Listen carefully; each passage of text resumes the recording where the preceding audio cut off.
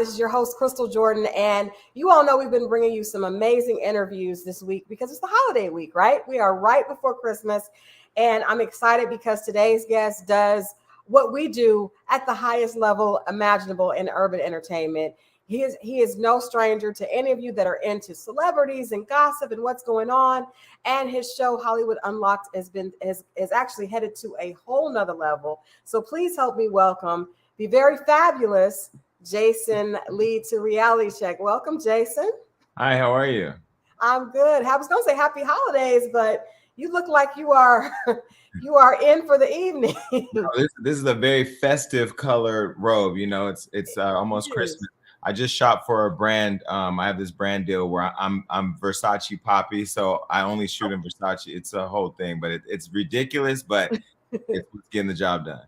It is very fabulous. I actually we were watching Portia's Family Matters, and there was a whole thing about Dennis's Versace robe. So it is very fabulous. It is extremely fabulous. Well, just like the guy who took Portia, I'm sure I got him beat when it comes to the robes. I have tons.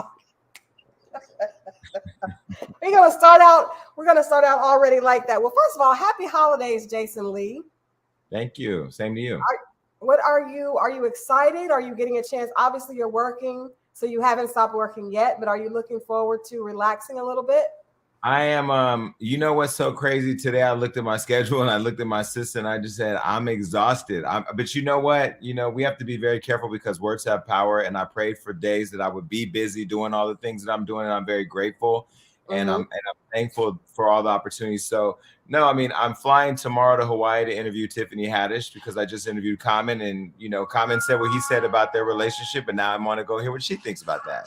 Okay, I like that. You are, so like I said, you are Hollywood Unlocked is taking on an entire, you know, what I admire the most about this is you have gone from being like the gossip to like mainstream. You are now Entertainment Tonight that we would watch when we were growing up, like, you know, and you would see, okay, this is like, yes, there's like street murmur, but now this is like the official A-list conversations coming to actually sit down, coming to the table, bringing you their information. You have really commercialized your brand. So that's a huge, huge congratulations to you on being able to level up and get these type of interviews. Are you excited, or did you always see yourself at this level? You know, I look at it like I just like talking to people, and I'm just grateful that people are starting to see the work that I put in. When I first started, you know, I thought, you know, Hollywood Unlocked was I would pull back the veil in Hollywood and people would want to meet with me and talk to me. I've always felt like I was intelligent. I've always had a heart, and I've always had compassion.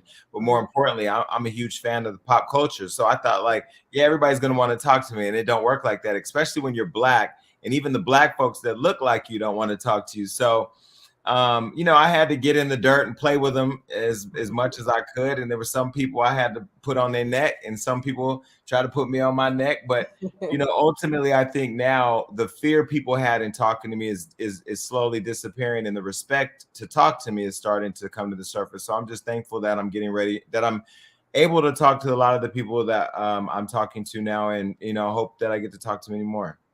Well, you started out big with Kevin Hart. You mentioned Common, Tiffany Haddish. You're coming in guns blazing. Let me ask you this, because you mentioned something that all urban media and us Black reporters have always had to deal with. We know that when celebrities get to a certain level, often their internal camp will advise them not to do urban interviews and urban media because it doesn't align with that A-list, and you want to be very specific about, you know, the looks that you get. Do you think that that's starting to change? Because the people that we're talking about, Kevin Hart, Tiffany Haddish definitely is in that A-list crowd at this point.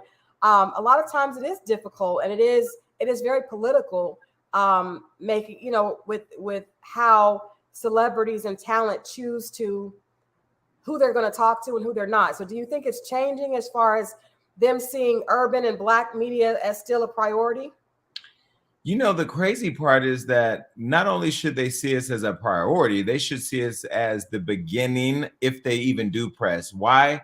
because ultimately, like I said to Kevin, you know, Kevin Hart and I have come a long way, and him doing my show for me was very much a full circle moment in terms of growth, in terms of the connectivity between how he views media, not media that looks like him, maybe not supporting him as much and being overly critical, and then also me feeling like people that look like him that look like me don't support us. So for us to build that bridge, I thought was a huge moment. Yeah. And honestly, like we just talked to Denzel Washington yesterday, and he gave us a really good soundbite. But Denzel, it doesn't get any bigger than that. No. So to be able to talk to them it's amazing. But the fact that I've been on the industry's neck about, not just for me, because I realize like when I'm addressing the issue of how Black media is being treated differently on the carpets, I don't even do the carpets, but I know my staff do, and I know that other Black media outlets like Rolling Out and all of our partners do. So I'm like, yo, like I'm gonna just keep using my voice to just hold people accountable. And I'm grateful that the tide is starting to turn. Now, I do want to say something that people probably don't know from what I heard is that Lena Waithe just fired her PR, this woman over at IDPR. You know, and those people, they control a lot of the gates that are locked for people like us to get to the people that look like us. Yeah. For months, I've been emailing Lena. We've been emailing back and forth about her coming on Hollywood Unlocked. She's friends with my co-host, Blue Toulousma, who used to work for Rio. And she's never been on my show. And every time she tells me to set it up with Jill, Jill never sets it up. And I keep telling all of these Black celebrities, these white women, these white folks don't work for you. They work for them. And as long as they think that you're dumb enough to keep buying into the idea that if they keep bringing you the ease and the entertainment tonight, that you're somehow becoming more important to the culture. Look, when that check stops going to them white folks they talking to are gonna stop talking about you, and we're gonna be right here talking about you. So you might as well come talk to us. No, that's true. I've been a publicist. Actually, I came back to journalism, but I was a publicist for almost 20 years. And the problem is a lot of times it's not just the talent, it's also talent gets to a certain level and then they let go of their Black publicists, their Black management, they hire others, and those agencies aren't in touch, and they don't really have to be because they're not held to the fire. So I do appreciate you being a voice and not being afraid, because a lot of people felt like you did, but it is difficult to say it without feeling like you're going to be canceled or you're going to be kept from getting some of those big interviews. So that's huge that you had the balls to stand up and say what you saw happening, and it's definitely paid off in huge dividends. So we're all very proud of what you've done. I think it helps the entire field. Like, you know, Black journalists everywhere definitely have some of the same arguments, and we see that happening. So change starts by one person, and so Listen, we appreciate when that. I went on the Breakfast Club and I said that, I was surprised at how many times it got reposted or journalists reaching out to me or on social media. You know, the thing I also want to say is, as much as I want to hold them accountable, I want us all to be accountable to support one another, because I think there's this field nigga and house nigga mentality in urban media, where we believe only one of us can be the number one site, the number one source, the number one this and that. Listen, Floyd Mayweather told me when I first met him, being number one is a mentality. It's not a fact. I don't have to be number one in radio because Extra said it or something. Like, I feel number one every day I wake up. I believe my work ethic is number one. The work we put out is number one. So it's number one, but that doesn't mean that all these other platforms aren't number one. I think we have to become more supportive of one another. And I do see that changing as well, in terms of, you know, talking to my peers and talking to people that own different platforms, that we have to be as supportive, because we can't point fingers at celebrities not supporting us when we don't support each other either. Absolutely. Well, we appreciate you. And I've seen you doing interviews with urban media across the board. So you are putting your money where your mouth is. And we definitely see that. I want to turn a little bit from what you're doing now, because I had the opportunity to read your book 2 years ago, your book that came out, God Must Have Forgotten About Me. And first of all, the title, when I think you were on Wendy, and I was like, oh my God, that it grips your heart, you know, to hear that, because obviously all this energy and this big personality that we see, you actually went back and told the story and explained how you got to where you are. And I wonder, in reading that, you know, of how you had a lot of difficulties in childhood and overcame a lot, but you had this fighter's spirit early on. And it made me think, like, most people at the level that you are, or that are able to kind of break through, have some type of huge obstacle or some type of struggle that awakens the fighter in them. So my question to you is, do you think if you didn't have to go through what you went through when you were younger, if your mother wasn't dealing with the issues that she was, it kind of made you grow up quickly, do you think you would have had the chutzpah to actually, go up to Queen Latifah and work your way into the set of Living Single, which that I was like, oh my God, that was like the show. We lived by that show. We But do did. you think you would have had the bravado to do all that if you didn't have the struggle early on? I think my mother being on drugs and me being abused and abandoned and put in foster care and moved around a lot and not really having a solid, stable upbringing taught me survival for sure. Living in the streets of Stockton, very rough. Ultimately coming home and being in a very complicated city with a lot of crime. Survival was just something that you had to have. If you didn't survive, you died. All my friends were dying around me. And so I always learned, like, you got to hustle to survive. So meeting Dana was just no different. And being able to just grow that relationship and be inspired by her and be around the industry, it really continued to spark the interest I had in celebrity culture.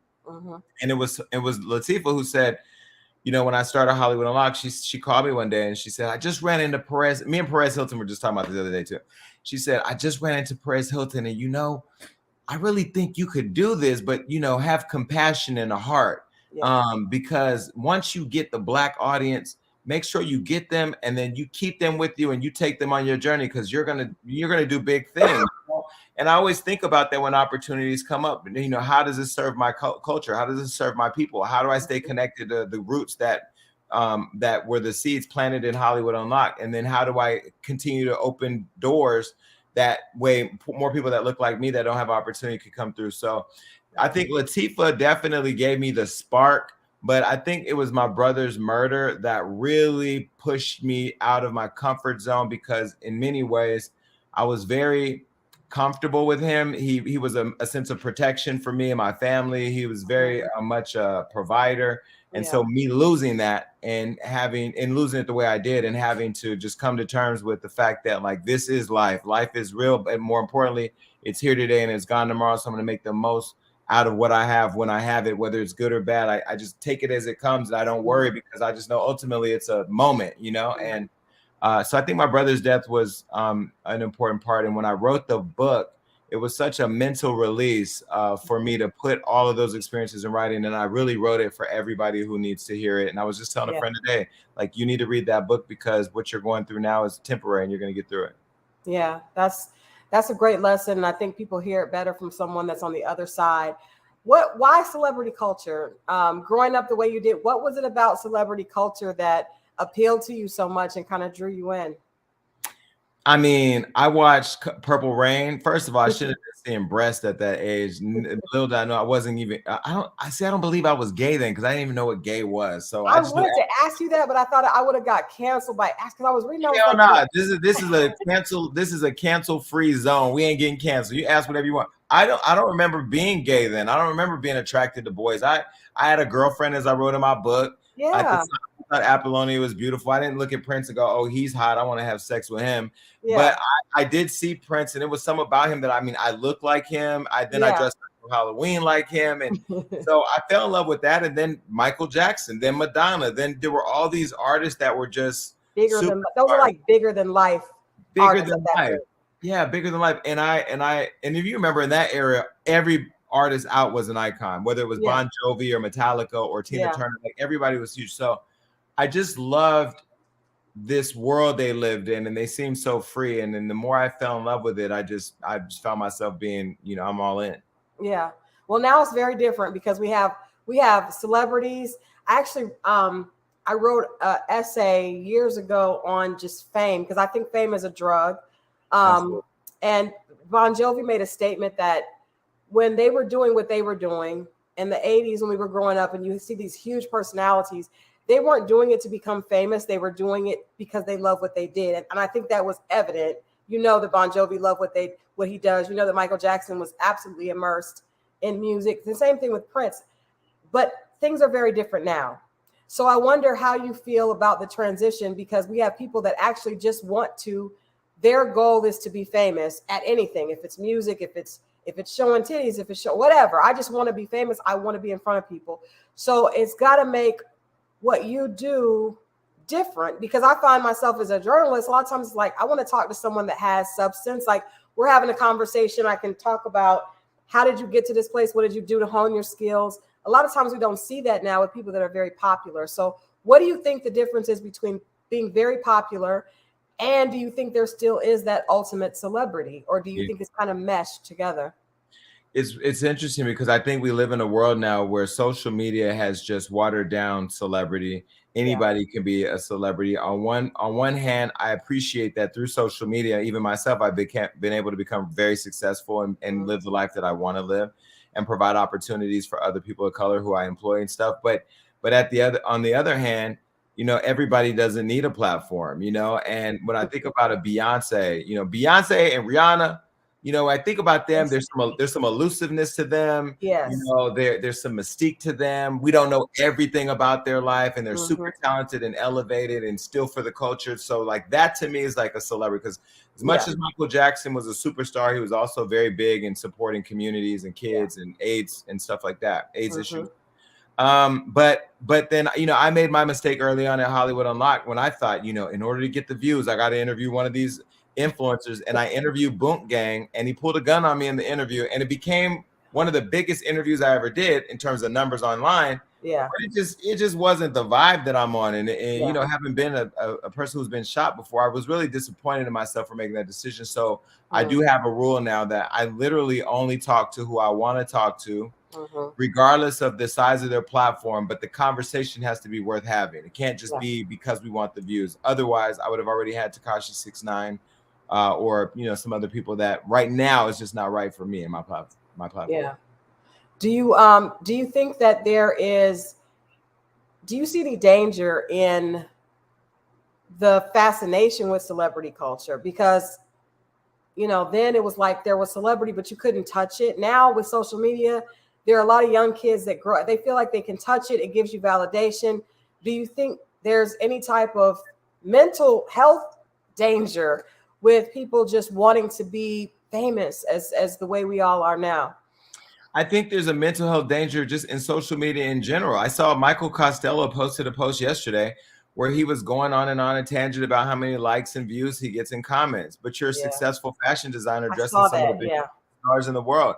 I used to let social media bother me. I used to let how many people are watching or here's the deal. We're all running a race in life, and at the end of the day, there's going to be a finish line, and I don't want to cross the finish line of life and look back and not have anything to show for it. So that's why I've had to put my blinders on, unfollow a lot of people, and focus on the quality of my work. And I'm thankful that the fruit of my labor is showing true. But I do think that there's so many people infatuated with, I got to have it on, I got to have it right now, or I can't take a loss and anybody find out about it, that it's driving them literally crazy. And all I can say is, don't let life pass you by without enjoying the riches of those experiences when you do lose everything or when you do struggle, because ultimately that I think is the biggest inspiration when people see the comeback. And I know that I've had lots of trials and tribulations, and I've had lots of comebacks. So that's hard for people sometimes to receive when they're in the middle of that. But like I said, seeing someone that's gone through it publicly definitely helps. I'm gonna take another turn because you mentioned briefly. I literally, when I read the book, I was saying I wish I could ask him at what point did he realize that he was gay. And the reason I didn't ask you is because there's a culture now where it feels like you really can't ask certain questions, and it just feels so like we're walking on eggshells especially when it comes to the LGBTQ plus community. For me, I can say as a journalist, it feels very unsafe because it can immediately turn into, something you said is taken the wrong way. Do you think that and then you look at television programs from just 5-10 years ago, things were very different. Do you think that we're in a better place as far as understanding each other and being okay with having conversation, especially as it relates to sexual orientation? Or do you think that we're in a little bit of a period where everyone is really, really uncomfortable? I think we live in a shit society right now, honestly, where everything is oversensitized and over Yeah. politicized. I think that, you know, again, I was watching Eddie Murphy Delirious or Raw the other day, and he said faggot, and I said, boy, you would not be able to say that right now. Although that's the one of my favorites. Those are some of my favorite stand-ups because I just love, like, comedy for me is escapism. It's Yeah. not a literal person standing in front of me saying things to hurt me. I will say that when I went on Wild and Out, and I remember I was struggling to figure out how do I exist in a room of these comedians. I'm not fucking funny. I mean, I'm funny, but I'm funny with my friends, but I'm not like comedic funny in my Right. opinion. Right. And I don't rap. I'm not dancing on no stage. Like, and I got to be up there with E-Man and Hitman and Chico and Nick and all that. And I was very intimidated. And I'm not the type of person to let you see me sweat. Yeah. And I remember when I got to set and they go, well, Nick was saying, be you, just be you. And I'm like, okay, be me means be gay, be messy, like be gay and be messy. That's okay. And I remember getting on set and people were like, hey man, like, you know, when the vets get here, you know, they're not really comfortable with, you know, gay stuff. I'm like, what that means? So when we were there, we had a meeting. They had the vets and then they had the newbies. And I was one of the newbies, the rookies. So everybody was kind of sitting in the room and everybody knew my gay ass was there with the gay joke. So we're sitting there and Nick's like, well, let's all talk. Who wants to go first? I said, I'll go first. I said, hey, my name is Jason Lee. I'm 40. I think I was 42 at the time. I said, I'm 42. I'm gay as fuck. And I'm going to get out there and say some gay shit if you fuck with me. So if you come at me, I'm coming at you. But I'm just letting you know it's all jokes. It's all jokes. And it just kind of let the tension out. It opened up the conversation to have about not wanting to use the platform like Wild and Out to try to up somebody and try to disrespect them, but integrate a lifestyle that's not seen on television in that platform as much as Black comedy. Wild and Out, Comedy Def Jam. You never saw a Black gay person doing that type of exchange.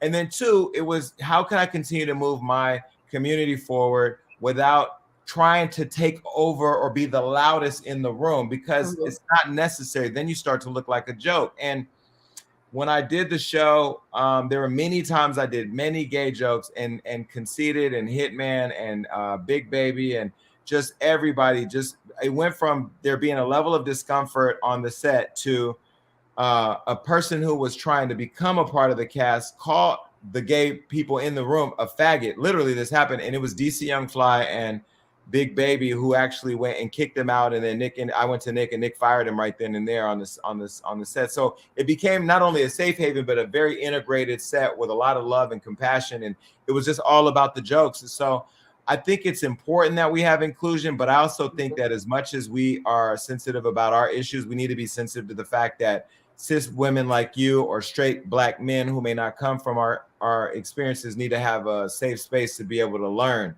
and become educated on the nuances of the gay community. Thank you. That's a great story because I didn't think about that. There still are spaces. But let me answer your question. Let me tell you when I knew I was gay. Okay. Right. Yes. So I had this really shit girlfriend, right? Her name was Nikki. I ain't gonna say her last name because she's. What made her shit though? She was disrespectful. She was not loving. She was not grateful. She was not nurturing. All she wanted was fuck. And I get it. I understand. I thought you were gonna say money, but okay. No, she liked gifts too, but gifts, fucking, it all is interchangeable, right? Yeah. So I wasn't really happy with her, but I think I was with her because I think there had always been an expectation from my older brothers that I had to be with a girl. Like they had girls, multiple baby mamas. I had to have girlfriend. So I loved her at the time, and I was in love with her, but she wasn't treating me the way that I deserved to be treated. What age was this? This was 18. Okay. 18, 19. And I had already had I was very much open-minded. I grew up in an environment, in the group home environment, with a bunch of different people, gay kids, white kids, Asian kids, Mexican. So I had always been around diversity. So I was never closed off to people and closed off to like building relationships with people. But then as I wrote in the book, I built a relationship with a friend of mine and we got super close. And then it just became just an infectious situation where I just had to be with this person. I had to be with this person all the time. This person was like a drug. And then that went from a drug to just like a necessity, and then Right. it became a relationship that was beyond the physical. It was emotional, it was all of that, and then shit, here I am years later, still enjoying the feeling. Do you ever think what would have happened if you didn't meet that particular person? I mean, yeah, not really. I've never really thought that because we're still best friends to this day. I mean, he's married, and we're still best friends. Yeah. Nothing there other than that. But yeah, I don't know where I would have been. You know, Yeah. I didn't really know what gay was. I still wasn't going to gay clubs. I didn't watch gay porn. There was none of that. You know, it wasn't Yeah. until, I started really getting into the community and learning a lot more about it that I started seeing everything that's out there. Well, that's interesting, and I thank you for sharing that because it just shows that no one's story is the same. Everybody thinks, that everybody has this story of, oh, I always knew from the time I was 4 years old, and not everybody's story is the same, no matter if it's about being African American or being a minority or being whatever. We all have a different perception, a different reality. It can end up at the same place, but it doesn't mean that it started exactly the same way. So Yeah, like I hear stories of people I knew when I was five. yeah, I that's most of them. I was playing with Play-Doh and Slinkies. I wasn't thinking of anything sexuality, or not even sexuality, just sexual identity. I guess there is a difference, right? And I've become more educated about my own community because I've said with the trans movement, that's a whole other movement that has its own sets of issues that we have to all become more compassionate about. And the greatest part about the journey of self-discovery is just the ability and the range to really just feel all of what you feel inside and grow into who you are. And I will say that there's such a difference between tolerance and acceptance, and tolerating gay people, but accepting that we're all a part of the world is very different. I hope that more people move towards acceptance. That's true. I think there's a lot of different ways that we discriminate against each other. Another thing I wanted to ask you is, do you feel like you've been treated differently since you've had this physical transformation? I saw you in Chicago at Black Ink Chicago event they did there. You looked very different than you, and I saw you on television during COVID, and I was like, okay, Jason looks a little different. So do you feel people responding different to you? I've heard people say that when they go through a physical transformation, they feel people reacting. Actually, oh my gosh, actress. Oh my gosh, her name escapes me right now. White actress that said that people she lost weight, and now her team was upset because she doesn't seem funny. The girl that was on that show, my fat something. I think I know who you're talking about. I know who you're talking about, but I can't think of her name. Yeah, but so she said that she's thinner, but she's not super model skinny. But she said she realizes people responding to her different, and we saw that she's dating differently, different options. So have you noticed the change in the way people kind of respond to you? I'll say this. I'll say that I've always had confidence regardless of what size I was or whatever. And I've always had confidence regardless of what my bank account looked like. So none of that's external things really has any bearing on how I am for the most part. But I'll say my level of self-love has increased as a result, not just as a result of the weight loss, but just really doing the work of, putting all the mental challenges and emotional stuff into my book, letting it go, building the right friendships and being around the right energy, terminating relationships, employees, colleagues that just don't work for me mentally or don't work for me emotionally. Once I went through the process of self-love and really working on myself, what I saw was how I interacted with people and the social environments I went into, and how I valued my work, and that no meant no, and really started standing behind principled beliefs.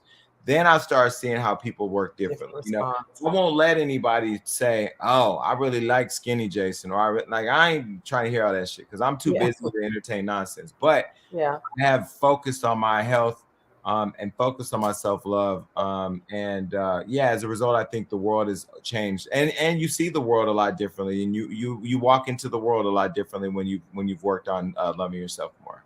Yeah, that makes sense.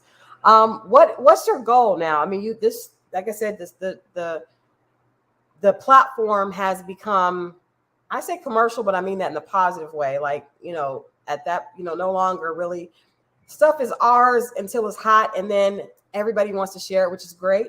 So you are now at that point where it's kind of like across boundaries, color boundaries, culture boundaries, but it still feels very much like ours. What's your goal for? Because I know this is not it. I know this is not where you. I know you. I know we're just getting started. We just getting started. Look, we're in season 3 of Fox. We're season 3 of Fox Soul, Hollywood Unlocked with Jason Lee Uncensored. I just ended my partnership with iHeartMedia yesterday, because I felt like I had done 2 years of nationally syndicated radio. We grew from 52 markets to 72 markets.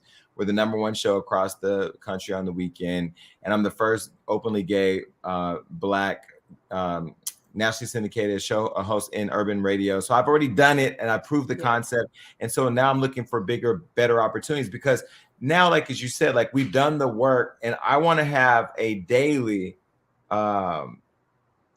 influence on the culture. I don't want to hold my opinion to the weekend show. I want to talk about it every day. I want to, whether it's on TV, radio, or both.